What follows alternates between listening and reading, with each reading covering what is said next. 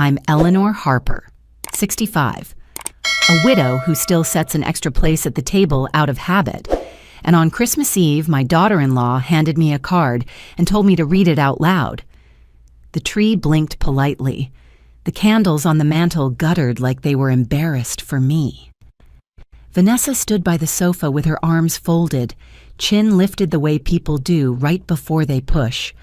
"Go on," she said. "We picked it just for you." Richard, my son, pretended to fuss with the fire, but I could see his mouth at the edge of a smile. My hands weren't steady.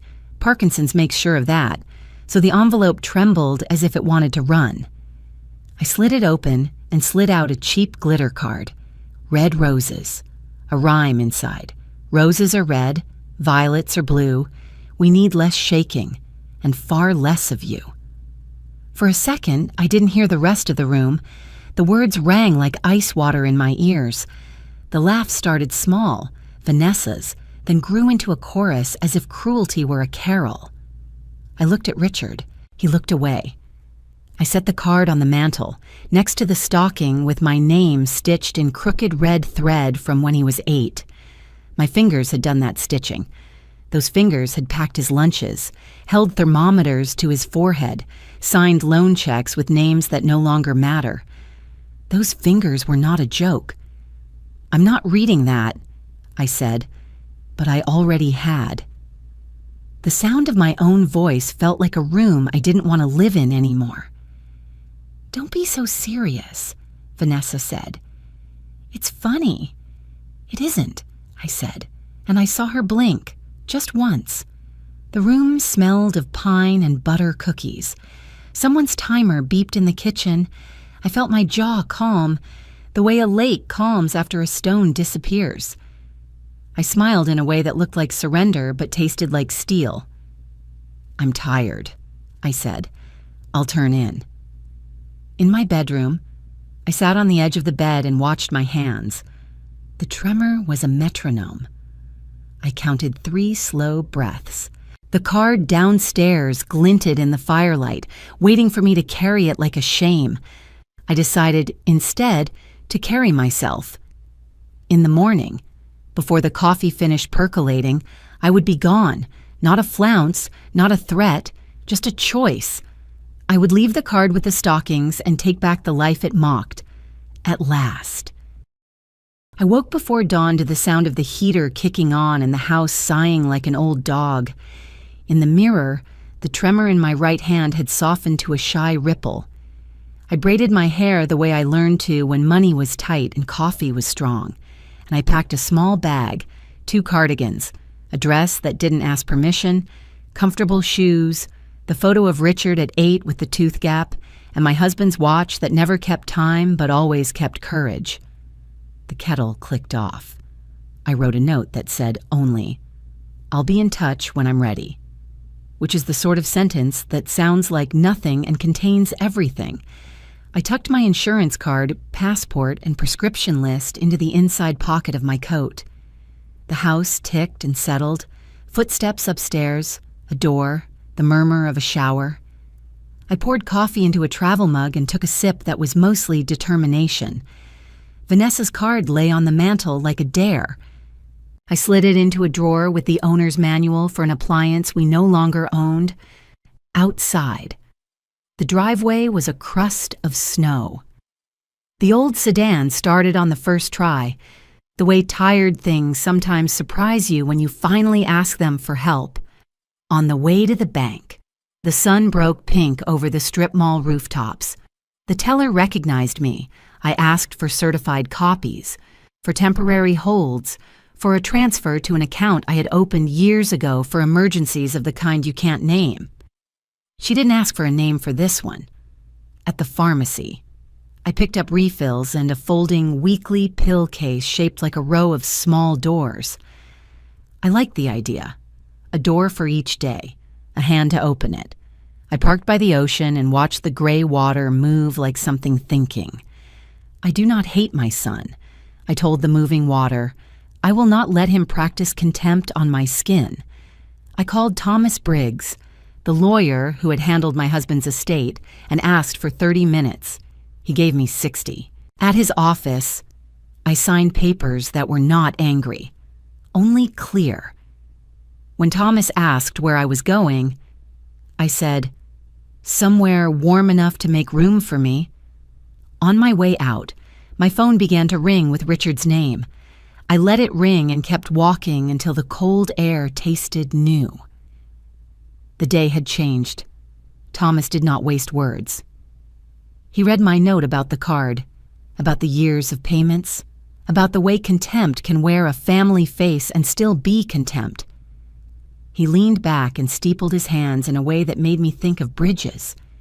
"Do you want to cut them off entirely?" he asked. "I want to stop pretending my help is owed," I said. "And I want the children safe from the fallout." We built a narrow path that morning, a trust for Clara and Henry, tuition through the spring, nothing routed through their parents. We froze the auto payments on the mortgage until I could assess whether I had been paying a debt or feeding a habit. We changed the address on statements. We made a file named Boundaries. When he asked about guardianship, I smiled. "If they try it," I said, "I will gladly take the medical exam and bring every receipt I've ever kept. Let a judge see 90 pages of generosity and call it incompetence." He chuckled. "They may still try," he said. "Be prepared for the noise." "I was raised on noise," I said, and he nodded. "At home." I moved the few photos I was taking into a small envelope, slid the rest into a drawer, and locked it. I booked a flight to Lisbon that left after midnight. I chose the window because I like to watch the dark release the wing. The airline offered insurance. I did not buy it. If the decision felt risky, that meant it belonged to me. I packed slowly. I set out my medications, laid the pill case open on the dresser, and filled each small door. I called my primary care doctor, left a message about transferring records for a long visit abroad, and heard my voice already leaving. Richard texted, "Mom, where are you?" "Vanessa, this is childish. You're scaring the kids." Then a second text, "Please call." I typed, "I'll be in touch soon. I'm safe. I love the children." At the airport, I moved carefully, not because I was fragile, but because I was done hurrying for anyone. The TSA agent said, "Take your time," and meant it. I blessed her silently at the gate. I looked at the boarding pass, at my name beside a place I had not yet met, and pressed the corner as if it were a bell I could ring. The wing cut the clean night. When the plane lifted, my hands were still. The card was an ocean behind me. In the hard bright of morning over the Atlantic, the plane dipped and Lisbon unfurled like a basket of sunlit tiles. I pressed my forehead to the cool window and tried to memorize the shape of the river. It looked like a silver hand reaching for the sea. When the wheels kissed the runway, I said thank you out loud, the way I used to thank my husband when he drove us home in winter storms. My phone blinked awake the moment we taxied. Voicemail stacked up like unwashed dishes. Richard first, voice tight, then Vanessa, voice bright and brittle. The school left a message about a tuition payment that had bounced because the card on file was no longer valid. The woman sounded apologetic and careful, which made me like her. The mortgage company called and left a script that tried to sound kind. It wasn't unkind, exactly. It was a script about consequences. I listened to none of the messages twice. I texted Richard again. "I am safe. I will call soon. Please tell the children I love them." Vanessa texted, "You're humiliating us. You owe your family better than this." I typed and erased, then sent. Respect is not humiliation. Customs was simple. I smiled at the officer and answered questions about how long I would stay. "As long as it's good for me," I said. And he gave a soft laugh as if it were a good answer. Outside, taxis lined up like patient beetles. I gave an address for a small hotel I had chosen because the room had a balcony that faced the river. From the balcony, I could see the roof stacked like playing cards. The air smelled of coffee and warm stone. I unpacked slowly, slid the pill case onto the nightstand, opened Monday even though it was Wednesday, and swallowed the tiny reminder that I was someone who kept promises to herself. Richard called again. I let it ring through and answered the next call, which was Clara. "Grandma, are you mad at me?" "Never," I said. "I am taking a trip to get strong. I'll send you a picture of a tram." "Okay," she said. "Daddy is mad. Adults get mad. It's not your job to fix it." When we hung up, I stood at the railing and let the light find my face. Then I powered the phone off. My small defiance was to give the day back to the day and not to the ringing. I breathed like I belonged. I found the apartment through a notice taped to a window with blue painter's tape, second-floor walk-up, a view that made up for the stairs, a small kitchen that had opinions about olive oil. The landlord, Senor Duarte, wore a cardigan older than both of us and insisted on carrying my suitcase up. I tried to take the handle and he shook his head, grinning. "Please," he said, "let me be useful." The first morning I learned the route to the bakery by following the smell. Pastel de nata, still warm, flaked into a small golden drift on my plate. A woman at the next table offered me the sugar shaker without asking. "I'm Maria," she said, as if we had already discussed it. She taught literature before retirement, and when I told her I was visiting for as long as it was good for me, she tapped the table with a satisfied finger. "Then stay," she said. Maria walked me to a community center in the afternoon. There was a class in a sunlit room where people my age painted bowls of oranges as if they were portraits. The instructor had the kind of patience that never needs to announce itself. My hand trembled as I lifted the brush. The first line I made wasn't straight. It also wasn't wrong. I kept painting until the bowl looked like a small moon that had decided to be useful. When I left, the sky had the color of peaches and the hill streets glittered with tram rails. I sent Clara a picture of Tram 28 and she sent me a line of star emojis. And then, quickly, another text. "Mommy says you're being dramatic." "Are you sick?" I wrote back. "I am getting healthier by doing what keeps me safe." That is the truth. The tremor hid from me for an entire hour that evening. I ate a tomato with salt and olive oil and felt how it snapped under the knife. The apartment hummed quietly. In the drawer by the stove, I found a corkscrew even though I hadn't bought wine. Small mercies make their own introductions. When I turned my phone on again, there were 3 messages from a number I didn't recognize, and then one from Vanessa, threatening to speak to an attorney about my mental state. I sat with that a long moment, the way one sits with a bruise, then opened the window and let the river wind answer before I did. I would not be argued out of myself again. The letter found me on a Thursday, forwarded through Thomas. It used my full name and a tone that pretended to care. Counsel for Richard and Vanessa suggested the court consider whether I was no longer competent to manage complex financial matters and requested a conversation about interim protective arrangements. I read it twice and felt only the familiar click of a puzzle piece returning to its proper place. Contempt, once faced, stops being a maze. I met Thomas on a video call at Maria's kitchen table while she sliced pears with the precision of a surgeon. He had already drafted a response. We would meet any petition with a doctor's evaluation, a notarized account of my financial actions, and documentation of every payment I had made for 3 years, which lived in a neat folder because I have always believed paper is kinder when it is organized. I can also arrange for a local attorney there if necessary, he said. I said. I would like someone to come to any meeting as a witness. That afternoon, a man waited outside the community center while I finished painting a bowl that looked like a summer inside a winter.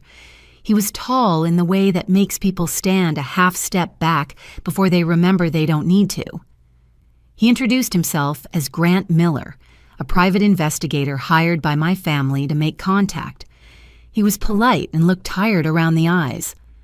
"They're worried," he said. "They're inconvenienced." I said, "There's a difference. I'm supposed to confirm you're safe. You just did." He nodded.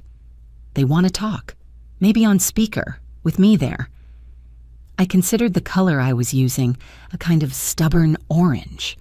"Tomorrow," I said, "no recording without my consent. You will state for the record that I appear oriented and capable. If they bring up guardianship, you will stop the call. Those are my conditions." He looked relieved to be given rules.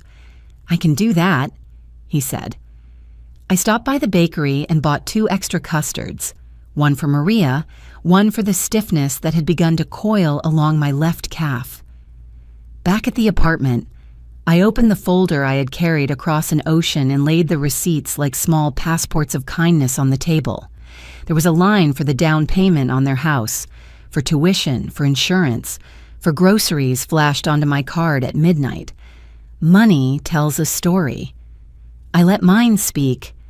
It had been quiet too long already. We met in a cafe that smelled like oranges and espresso beans. Grant sat across from me with his phone face down. Maria insisted on coming and stationed herself 2 tables away with a novel. "Ready?" Grant asked. "I was ready at Christmas," I said. He put the call on speaker. Richard answered first, breathless. Then Vanessa with a voice pitched for the benefit of imagined listeners. "Mom," Richard said, "we're worried about you." "I am safe," I said. Grant will now state his observations. Grant cleared his throat as if a classroom had formed. Chairs scraped in the cafe. I watched a sunbeam climb his sleeve. Outside, bells. Ms. Harper appears oriented to time and place, is managing her own affairs, and has declined to disclose her exact address. She requested witness presence. "I can confirm she seems competent," Vanessa said. "This is unnecessary." "And the money," I said. "Let's be plain. Money you promised," she said. "Money I gave," I said. "Promises end when respect ends." "Mom, the kids are the reason," I said. "There is a trust now. Tuition will be paid from it directly to the school. Medical bills for Clara and Henry can be submitted to the trustee. None of it will pass through your accounts." Vanessa let out a small, incredulous sound. "You can't do that." "I have done that," I said. "Also, effective today, I am no longer paying your mortgage, insurance, or utilities. I will not be your quiet subsidy." Richard swore under his breath, something he used to get sent to his room for. "We'll have to sell," he said. "Adults adjust," I said. "We can go to court. We can argue you're not well. You just heard your investigator say otherwise," I said. "If you seek guardianship, understand this. My attorney will request a forensic accounting. A judge will see every transfer I've made. If I am as incapable as you claim, then those gifts may be challenged as invalid. In that case, you may need to return them." Silence can be musical when it finally arrives. In that breath, I sipped my coffee and let my hand rest on the table. It did not shake. "Mom, please." "The line between love and permission is not as thin as you think," I said. "I love the children. I do not permit you to use me." I nodded to Grant. He ended the call. He did not look triumphant, only relieved, like someone whose ears had stopped ringing. Maria closed her novel and came to my table when Grant left. She touched my wrist like you touch a railing after a storm, not to hold on, just to know it's there. We walked up the hill and stopped at the overlook where the city kept its blue folded neatly. A headache perched above my right eye, and the wind carried it farther than I could. Days opened like doors that did not argue with me. I learned the bus route by its smell, diesel and bakery air, and I knew which cobbles were likely to turn an ankle. I brought Maria a small plant in a chipped pot, and she pretended not to notice the chip. The class painted peaches that week. Mine came out a little bruised, which made it true. Clara sent a letter with her spelling words printed in a row in the margin like tiny soldiers. Responsibility, patient, boundary, dignity. She had drawn a tram and colored the windows blue. "I'm saving money," she wrote, "so I can buy my own ticket one day." I read that line 3 times and understood it as a small inheritance no court could alter. At night I cooked simply rice, greens, a piece of fish with lemon. Once, the tremor did not visit for almost 2 hours, and I laughed and cried at the same time, which used to embarrass me and now did not. I sent Thomas a thank you with a river photo. He texted a smile. One afternoon, the bakery radio played a carol, and I realized a month had passed since the card, which felt like something left in a coat I no longer wore. On the steps outside, a boy practiced guitar, missing notes bravely, and the whole block paused to listen. I thought of Richard at 8, the gap-toothed smile, and wished him a teacher who knew when to clap softly. For once, I keep a small stack of postcards on the table. When the light is good, I write to Clara and Henry about the tram bells and the way seagulls scold. I tell them I am learning to paint shadows as if they are evidence of light. When I finish, I fold my hands, notice if they are still or not, and thank them either way. The stockings remain where they are. I am where I am meant to be. I woke to church bells and gulls, to a Saturday that smelled like oranges and something on a grill. Maria had left a note on my door inviting me to a festival down by the river, so we walked along the cobbles while the city unfolded like a tablecloth. Vendors called out names of sweets I was learning. A boy in a red cap tuned a violin with the seriousness of a surgeon. I gave him €1 and a smile that felt like a yes. By afternoon, the sky turned a blue that forgave things. My phone pulsed in my pocket.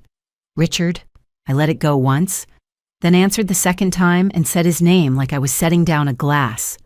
"Mom," he said, and the word carried sand. "Can you talk?" "I can," I said, "for a few minutes." "Are Clara and Henry with you?" "They're at a friend's." He hesitated. "I'm sorry about Christmas. I thought it was a joke. It wasn't." "No," I said. "It wasn't." Another breath. Then the thing he could not keep in. "We're behind. The house, the bills. Vanessa's looking for extra hours. I'm not proud of this." "I hear you," I said. "The trust will handle the children's needs. If you need to sell the house, sell it. I won't finance contempt or denial." He didn't argue. The streetcar bell rang as if offering punctuation. "I want to visit," he said finally, "with the kids, if that's allowed." "It's welcome," I said. "In the spring." "I'll send an address for a hotel nearby. We will meet in a public place the first day. We will speak kindly or not at all. If Vanessa comes, the same rules apply." He let out a small sound, relief or grief or both. "Okay," he said. "Thank you." When we hung up, I stood very still and waited to see if my hands shook. They did, a little like leaves with a breeze moving through them. I pressed my palms together and felt them quiet. Back at the apartment, I wrote Clara a postcard about the boy with the violin and drew a tiny tram in the corner. I told her boundaries are the rails that keep the car from tipping. I told her I was learning new songs. That night, the festival lights threaded the river like beads. The windows were open to evening. I set the card from Christmas in the freezer of my memory, where it can do no harm. The life it mocked is mine, and warm. Thank you for watching. If you enjoy these family drama and revenge stories, please subscribe and join me for more every day.